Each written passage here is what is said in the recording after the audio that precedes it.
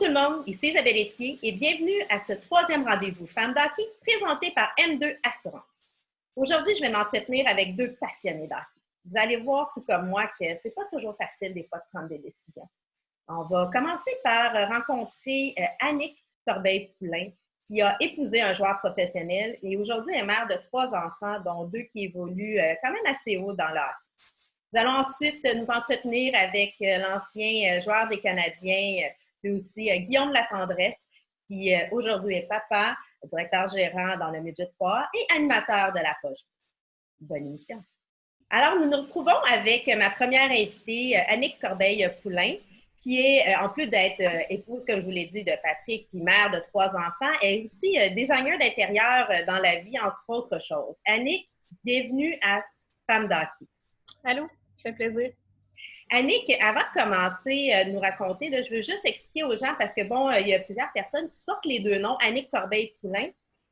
Au Québec, on garde tout le temps notre nom. Pourquoi toi, tu as gardé les 2 noms? À l'époque, on s'est mariés à Las Vegas parce que j'étais enceinte de ma fille. Puis c'était plus facile pour nous d'avoir des papiers pour traverser les douanes. C'était moins compliqué. Puis quand tu te maries aux États-Unis, ben, tu prends le nom de ton mari. Mais au Québec, tu le prends pas. Fait que j'avais des papiers qui étaient Annick Corbeil, d'autres papiers qui étaient Annick Poulain. Fait que finalement, j'ai fait changer mes papiers canadiens, sauf carte d'assurance maladie, parce qu'ils n'acceptent plus depuis 1981, je pense. Mais 1976, en fait, c'est mon année de naissance. C'est pour ça que j'ai écouté. Ben, c'est ça. Fait qu'ils n'acceptaient plus, sauf que là, ils l'ont fait pour le permis de conduire. Puis aussi, c'était plus facile de voyager avec les enfants en portant le même nom qu'eux autres.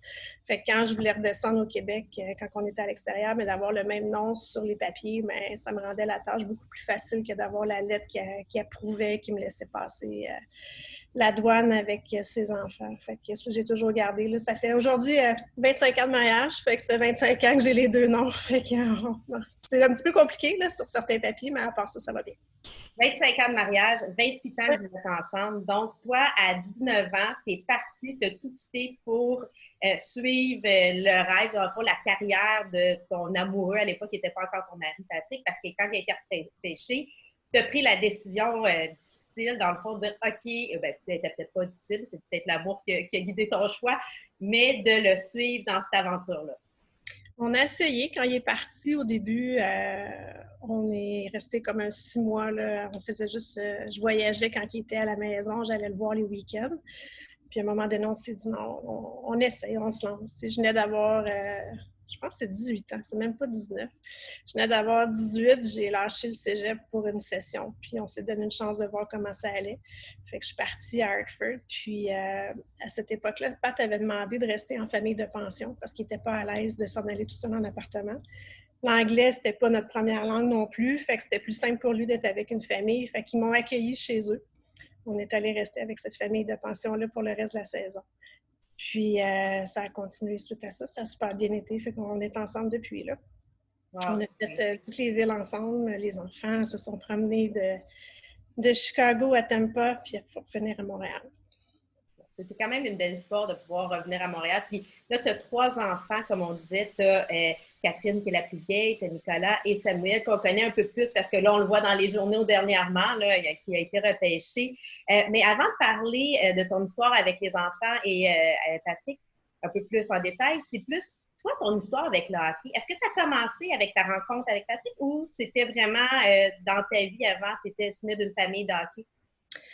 Moi, je suis enfant unique, fait que je ne suis pas la petite sœur qui s'est promenée dans les arénas quand j'étais jeune, sauf que j'avais un grand-père qui a été très, très important dans ma vie, que je passais beaucoup de temps avec lui. Puis lui, le samedi soir, c'était une religion de regarder son Canadien. Fait que j'ai regardé le hockey avec mon grand-père en étant jeune, puis j'ai toujours eu des amis qui ont joué au hockey aussi après ça, quand j'étais au secondaire, puis tout ça. Fait que ça s'est fait tout naturellement. Puis j'aime la game en partant, ça l'aide beaucoup, mais là, ne veux pas quand tu es impliqué émotionnellement dans le match, mais c'est encore plus important, c'est encore plus le fun. Là. Je te dirais que les émotions sont différentes du mari aux enfants. C'est pas les mêmes trips qui font mal quand il arrive quelque chose ou quand ils se font faire une mise en échec, mais en gros, c'est depuis toujours. Mais là, je te dirais que depuis presque 30 ans, là, c'est devenu un mode de vie chez nous, le hockey. Il n'y a pas une journée où on n'en parle pas. Là. Que positif, négatif, que ce soit nous, nos amis, les enfants de nos amis maintenant. qui sont rendus à des niveaux supérieurs. Fait que ça fait partie de notre quotidien. Mais en fait, j'imagine que, comme nous tous, le hockey est devenu ta famille. Tu t'es fait des amis. Et bon, quand tu as suivi un peu Patrick partout, après ça, les enfants, quand ils ont continué, tu changes de famille d'année en année, dépendamment du jeune que tu suis. Exactement. Je te dirais que les meilleurs amis qu'on a aujourd'hui, c'est tout issu du hockey, que ce soit au niveau professionnel dans le temps. Je pense à Jocelyn Thibault, je pense à Jimmy Wade, que c'est des amis qu'on a depuis 20-25 ans, qu'on voit encore régulièrement, dont Jocelyn qui est le parrain de Samuel. Puis, autant pour les enfants, ne veut pas, quand on s'est mis amis avec d'autres parents dans les équipes, comme tu parlais, puis on passe nos week-ends encore aujourd'hui avec des gens qui sont reliés au hockey d'une façon ou d'une autre. Bien, tu me dis que Jocelyn est le parrain de Samuel. C'est drôle, tu as vraiment une histoire particulière avec Jocelyn parce que je pense que ton plus beau moment hockey s'est passé aussi. Il est en lien avec ça. Peux-tu nous le raconter? Comme tu disais tantôt, j'ai 2 fils. J'en ai un de 22 et un de 19. Ils n'ont jamais pu évoluer dans le même niveau parce qu'à cause de l'écart d'âge de 4 ans. Ils ont 3 ans et demi, en fait. Fait que côté catégorie, ça n'a jamais été possible. Puis, quand est arrivé le temps du junior majeur, il y a eu la loterie quelques semaines avant le repêchage. Et on savait qu'Alexis Lafrenière sortirait premier cette année-là. Mais les attentes étaient que Sam sortirait deuxième, puis Sherbrooke repêchait deuxième. Puis Nicolas était là déjà depuis 3 ans. Fait que c'était un des plus beaux moments au repêchage à Saint-Jean quand c'est mon fils Nicolas qui a remis sur le chandail à Samuel lors de sa sélection. Puis on a vécu une année là, vraiment, vraiment, vraiment incroyable. D'avoir les 2 gars dans la même équipe, ça les a rapprochés beaucoup. Ils jouaient sur la même ligne, fait que c'était formidable de voir ça aller. Puis eux autres aussi, là, ils ont vraiment trippé. Là. Fait que c'est une fois dans une vie, ça n'arrivera plus. Malheureusement, à part des petites ligues de garage peut-être durant l'été, mais sinon, le niveau compétition puis tout ça, puis de les voir évoluer ensemble, c'était une très, très belle année. Je prends le temps de souligner justement les familles d'adoption parce que, bon, on le voit beaucoup au niveau junior majeur, mais là aussi au niveau midget 3A. Puis quand on s'en va en région, il y a des jeunes, même au niveau Pee-Wee, qui doivent quitter leur famille pour pouvoir continuer leur cheminement hockey. Puis c'est des choix difficiles à faire, tu sais. Je parlais avec des parents là, qui venaient de Gaspé, puis leurs 2 enfants, là, déjà, Pee-Wee, ben, ils doivent les envoyer en pension ou déménager pour qu'ils puissent continuer leur parcours hockey au niveau là, des structures intégrées. Toi, tu as eu à faire face aussi à une décision importante. Nicolas a vécu une période au moment où il était midget, où il y a eu des blessures quand même importantes. J'aimerais ça que tu nous en parles de cette période-là. Mais à l'âge de 15 ans, Nicolas a fait le midget 3. Nico, ça a toujours été un très bon joueur de hockey, mais jamais un top. Il a toujours été un bon passeur, un bon buteur, mais il n'a jamais été dans les tops de son équipe. Ce qui a fait que quand il est arrivé midget, mais nous, on s'attendait à ce qu'il fasse le midget espoir. Finalement, ils l'ont recruté pour être midget 3A. Il était dans les dernières coupures. Fait que côté gabarit, Nico n'avait pas atteint son plein potentiel non plus. C'était un grand gaillard, mais il n'y avait pas de force physique encore. T'sais, mon chum est quand même 6 pieds 1, j'ai mon père qui est 6 pieds 1. T'sais, je savais que la génétique était là, mais il n'était juste pas rendu là physiquement. Puis, la saison a commencé. Ceux qui jouaient sur le 4e trio, pas beaucoup de temps de glace, ce qui est normal pour un 15 ans. Puis, s'est fait ramasser en bon français. Là. Puis, il y a eu une bonne commotion cérébrale au point où il avait de la misère à parler, la langue engourdie. Puis, vraiment, là, il était perdu. Fait qu'on a pris le temps, on a fait le protocole, puis tout a bien été. Sauf que quand il est revenu au jeu, quelques semaines plus tard, il y a eu un autre mise en échec, banal cette fois-ci, mais probablement que le cerveau n'était pas rétabli à 100%. Puis cette fois-ci, le neurologue nous a dit, moi, si c'était mon fils, il ne jouerait pas au hockey. T'sais. Puis, sur le coup, c'est un choc. Puis, oui, il aime le hockey, il veut, fils de joueur de hockey, c'est comme, comment on comprend ça? Il a 15 ans, tu sais, fait qu'il ne comprend pas trop ce qui se passe non plus.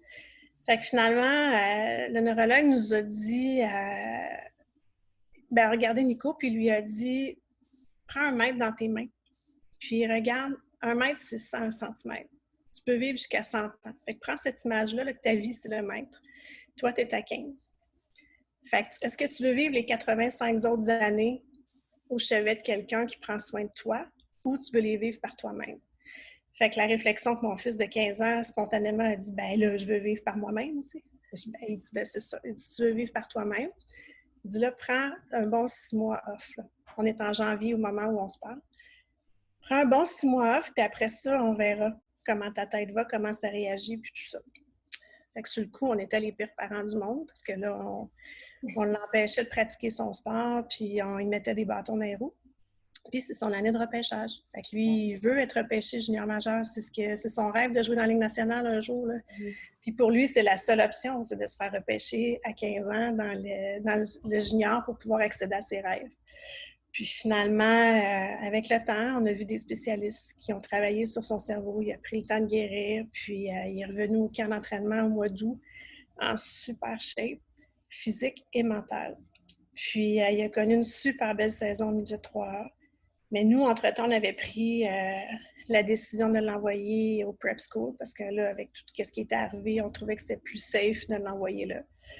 Puis, quand est arrivé le temps du repêchage l'année d'après, on ne s'attendait pas vraiment parce que nous, on avait écrit une lettre à la Ligue disant « Écoutez, faites ce que vous voulez avec le nom de Nicolas, mais c'est sûr qu'à 17 ans, il s'en va jouer prep school, il s'en va pas à junior, puis on verra à 18, mais pour l'instant, c'est la décision familiale qu'on a prise. Okay. Finalement, le Phoenix, comme je disais tantôt, l'a repêché. Il est allé au camp, puis la suite, c'est qu'il n'est jamais revenu. Il est resté là-bas, ça a super bien été. Mais le recul du 6 mois a fait en sorte qu'il a été capable de se rétablir complètement parce que, tu sais, le cerveau, c'est pas comme un os cassé, c'est pas comme une égratignure, tu le vois pas quand la guérison est là. Nico, lui, ce qu'il avait perdu avec ses commotions, c'est sa vision 3D. Puis on s'entend que pour un joueur de hockey, une vision 3D, ça commence, c'est quand même le sport le plus rapide, là. Fait que ça a pris quelques semaines d'adaptation, quelques semaines de frustration, puis mais, les résultats scolaires étaient numéro 1 suite à tout ça quand même, là, avec les spécialistes qu'on a rencontrés. Puis je pense qu'avec le recul aujourd'hui, il se rend compte qu'il était peut-être pas prêt à jouer midget cette année-là, physiquement, parce que les gars étaient quand même plus gros que lui. Tu sais, tu as du 15 ans, du 16 ans, du 17 ans. Puis, dans le jargon du hockey, Nico, c'est un late boomer. Là, il a vraiment appris sa force physique, il a pris la masse, il a pris son assurance un petit peu plus tard. Il a connu des super belles saisons au junior, 19-20 ans, ça a été super. Fait que, tout ça pour dire que ça ne s'arrête pas à un choix de repêchage, puis ça ne s'arrête pas à un 6 mois off de hockey. Je vois des jeunes là, présentement qui capotent parce que ça fait 3 mois qu'ils n'ont pas patiné. Là. Ça ne se perd pas. Là.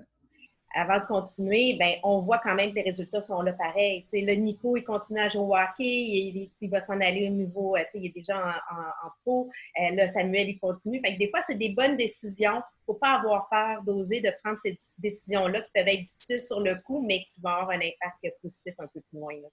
Oui, parce que, écoute, comme tu disais tantôt, ça fait longtemps que je suis dans ce milieu-là à cause de mon mari, mais s'il n'y avait pas sa tête aujourd'hui, on n'aurait pas la vie qu'on a. Il a arrêté de jouer au hockey, il avait 29-30 ans. C'est long, une vie après, là, quand tu fais le pas. Là. Fait avec cette expérience-là, je ne voulais pas que mes enfants passent à côté de quelque chose, que ce soit leurs études. C'est sûr que les études, pour Nico, ça va super bien. Il est rendu au niveau universitaire, puis le baccalauréat s'en vient d'ici un an. Sam, je ne sais pas ce que ça va donner à cause du hockey, le temps qu'il va avoir à s'investir dans ses études, mais au moins, je sais qu'il a la tête pour le faire parce qu'il est guéri comme il faut, puis il a les capacités mentales de le faire. T'sais. Mais il y a plein de joueurs aujourd'hui là, qui ont joué pro puis qui ont toutes sortes de problèmes, là, que ce soit de dépression ou autre, suite à des commotions. On va en parler justement avec Guillaume un peu, voir, parce que bon, ça en est un des joueurs qui a vécu des commotions qui impactent sa carrière. On va aller voir après. Petite question pour toi. Quand tu vas à l'aréna, tu pars pas sans quoi? Je te dirais mon cellulaire quand papa n'est pas là. Il veut avoir des feedbacks sur qu'est-ce qui se passe. Puis mon Starbucks pour me calmer un petit peu. Ah, j'étais pour te poser, t'es-tu une maman stressée ou calmée? Fait que tu me réponds, puis si t'es café ou café, mais juste c'est mon petit côté, c'est mon petit dada de la journée, là, prendre mon petit Starbucks. Je suis pas stressée, mais les blessures me font peur. Je vais être honnête avec toi parce que j'ai un passé assez intense là-dessus. Il me semble que ça arrive quand même assez régulièrement, mais non, j'amène mon jersey une fois de temps en temps. Quand j'ai des bonnes passes et que l'équipe va bien, je vais porter mon chandail de l'équipe.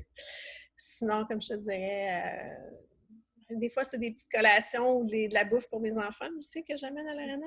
Parce que je sais qu'ils sont en appart, sont en pension, puis je veux donner un break soit à le fiston ou à la maman de pension. J'arrive avec mon petit cooler plein de petits repas préparés, mais je ne suis pas superstitieuse, par exemple. Je n'ai pas un objet fétiche qu'il faut que j'amène à chaque match. Là. Parfait. Et ma question, parce qu'on est à femme de hockey, je la pose à tout le monde. Quelle est la femme de hockey qui t'inspire? Je te dirais, c'est Mélanie Trachy, la conjointe de Jocelyn Thibault. Ah. Mélanie, écoute, a vécu, je ne peux pas dire combien d'années avec Jocelyn dans le hockey pro, a élevé 3 enfants quasiment par elle-même parce que Jocelyn était souvent parti. Depuis qu'ils sont revenus au Québec, mais Jocelyn, c'est un entrepreneur aussi qui est impliqué dans toutes sortes de choses. Fait qu'elle s'occupe encore des 3 filles, beaucoup à voyager. Là, la 3e devrait avoir son permis de conduire là, bientôt, là, fait qu'elle va s'en sauver un petit peu. Mais c'est une maman qui s'est donnée beaucoup, beaucoup, beaucoup à ses enfants, puis qui en plus a pris 2 joueurs en pension pendant des années, dont mon fils, puis le fils de Donald Odette, ancien joueur du Canadien aussi. Moi, ça m'impressionne de voir le temps qu'elle pouvait investir là-dedans en ayant ses enfants, puis tout le branlement de combat du Phoenix que son mari s'occupait, ou de l'Arena que lui a, ou peu importe, c'est fou qu'elle s'occupe de ça tout seul, puis qu'elle soit en plus gérante d'équipe, puis tout ça, là, fait que ça m'impressionne beaucoup. Là. Bien, on salue Mélanie, puis on l'invitera à venir nous parler de son expérience à Femme de hockey. Merci beaucoup, Annick, de ta générosité, de ce beau témoignage. Je pense qu'on en a appris un peu plus. Ça nous ramène un peu les priorités aux bonnes places, de se rappeler que, bon, on est dans une situation difficile cet été, mais pour le bien de nos enfants, c'est pas si grave que ça. Il y a quand même dans 1 mètre, 100 mètres, puis là, bon, on est dans une petite partie. Merci, Annick. Mais ça fait plaisir, Isabelle. À bientôt. À bientôt. On va retrouver maintenant Guillaume Latendresse. On se retrouve maintenant avec mon deuxième invité, Guillaume Latendresse, qu'on connaît comme joueur de hockey, mais qui est aussi animateur, qui vient de lancer avec son chum Max La Poche Bleue les jeudis soirs, qui est directeur gérant des riverains du Collège Charlemagne dans le Midget 3A. Bref, Guillaume a une vie assez mouvementée, en plus d'être papa de 2 enfants. Bienvenue, Guillaume. Merci. En effet, assez mouvementé. Puis on dirait que quand on est dans le bain, on ne réalise pas. Mais quand on l'énumère de même, on dirait que c'est encore pire. Puis on réalise que on commence à manquer de temps à certaines places. Fait que non, on a bien chanceux. Je suis chanceux quand même que plusieurs endroits employeurs veulent m'avoir. Fait que c'est un beau trip.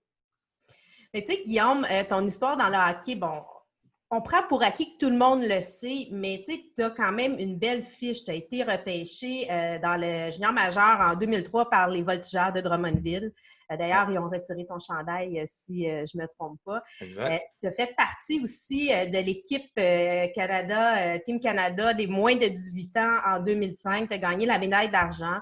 Après, tu as été repêché par le Canadien de Montréal au 2e tour. L'année que Sidney Crosby a été repêché aussi, là, il te suit. L'année au junior majeur, il a été 1er choix, tu étais 2e. C'est quand même prestigieux là, d'être aussitôt dans ces repêchages-là. Puis avec le Canadien, bon, c'est la même année que Carey Price. C'est quand même une grande liste. Puis en plus, tu as gagné la médaille d'or au tournoi, au mondial junior la même année. Comment on vit ça en tant que jeune, tous ces beaux exploits-là?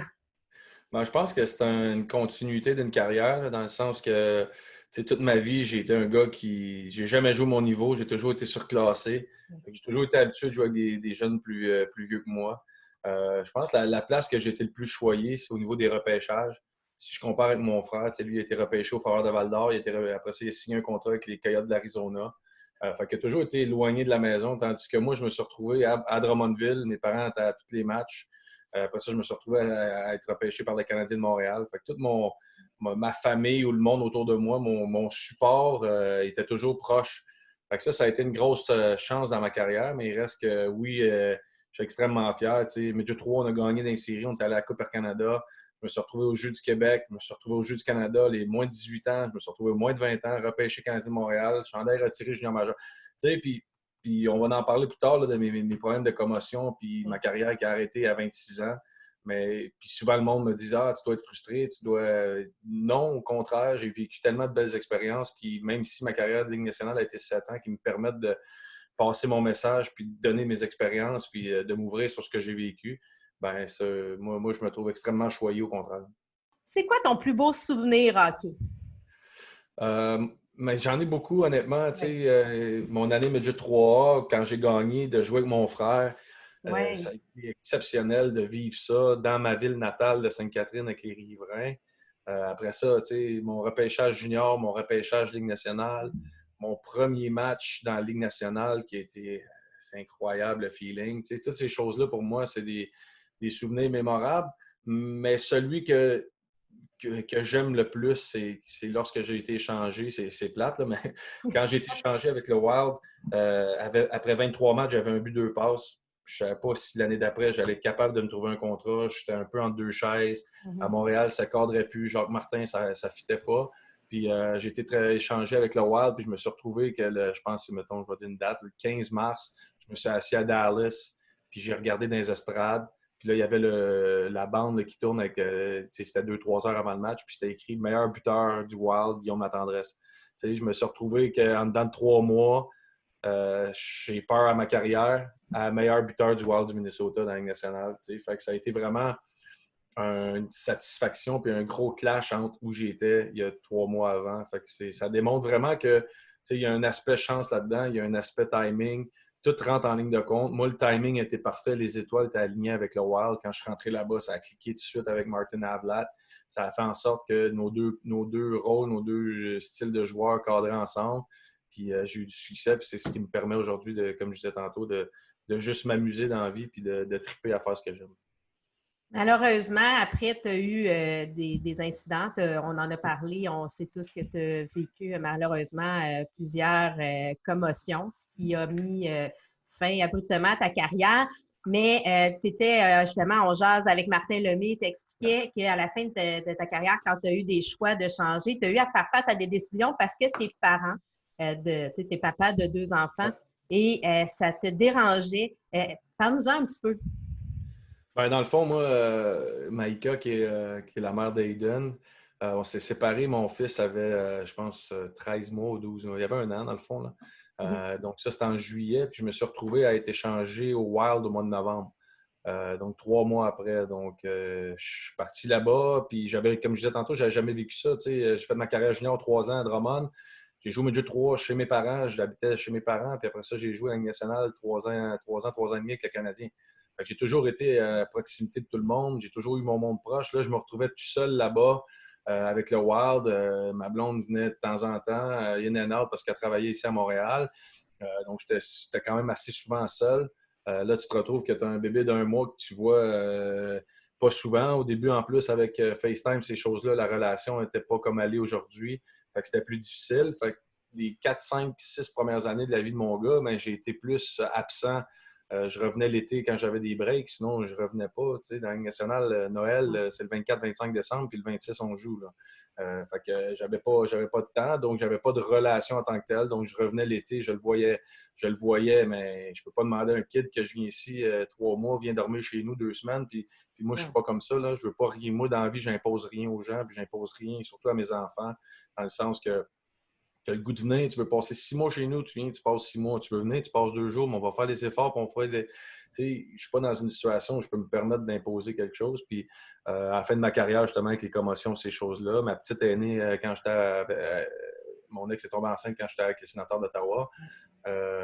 J'avais la décision de rester avec le Wild, de venir, de me rapprocher de la maison avec les Canadiens ou les sénateurs.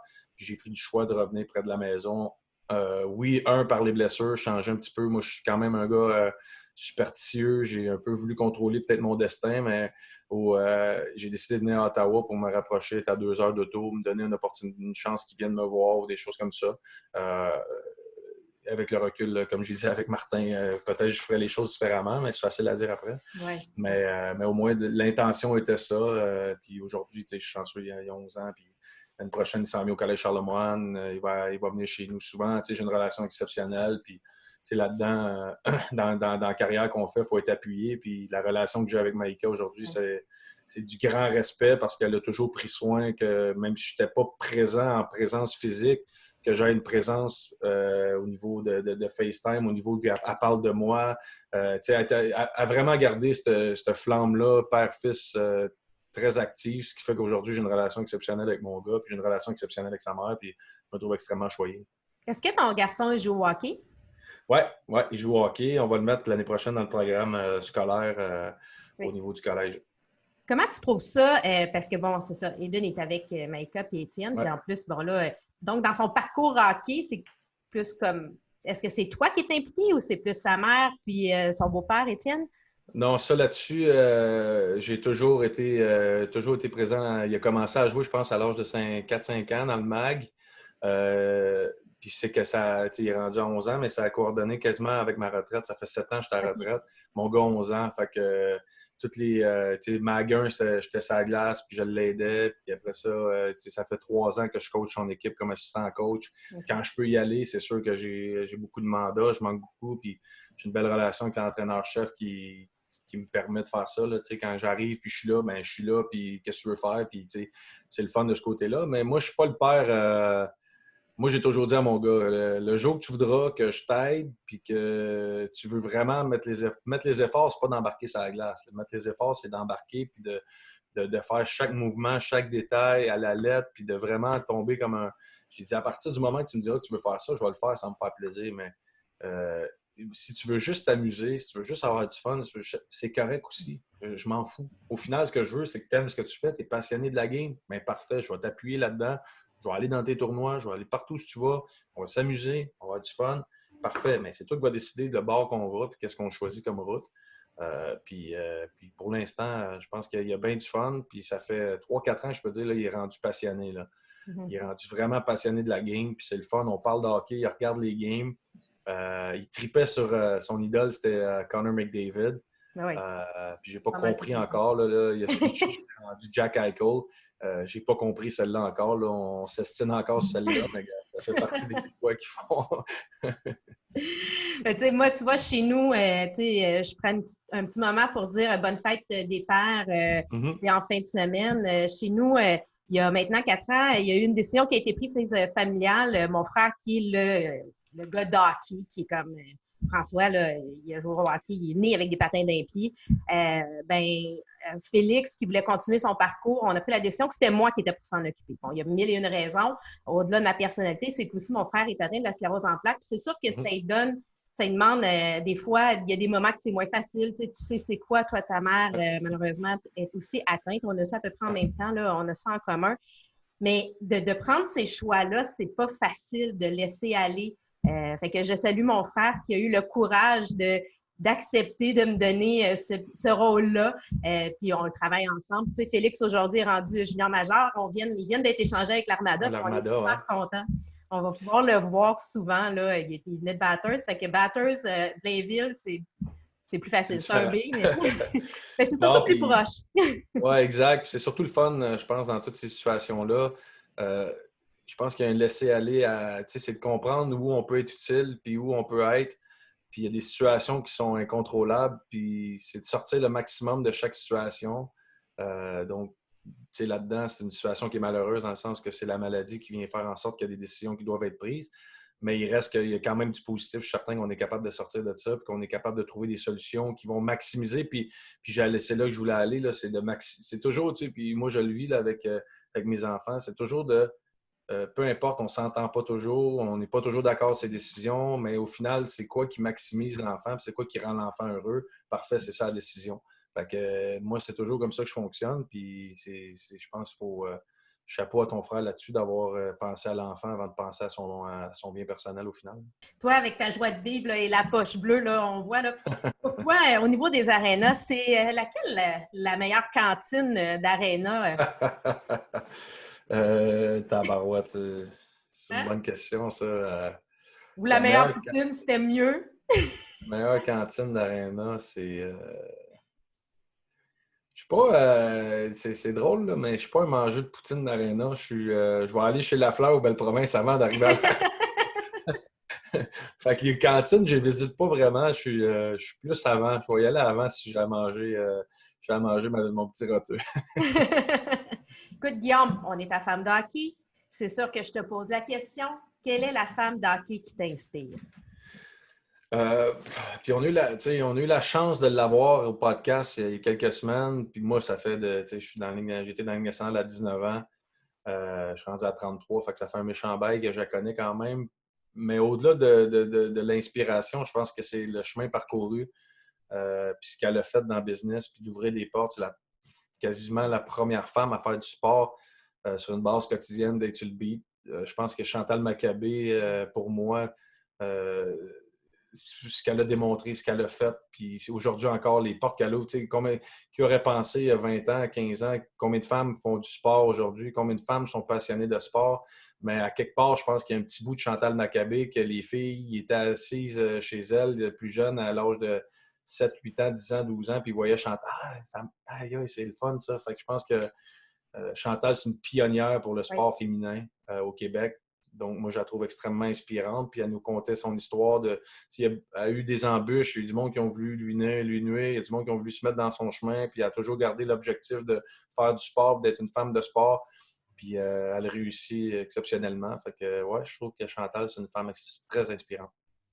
C'est une femme qui m'inspire énormément, moi aussi. C'est sûr que c'est une pionnière, c'est une bâtisseuse. Elle a brisé les barrières. Hein. Ça a été la première au niveau journalistique là, d'avoir une femme, de rentrer dans les chambres. Elle a dû vivre des situations. On espère qu'on aura l'occasion de la voir à Femme d'hockey. Certain que si tu l'invites, elle va être là.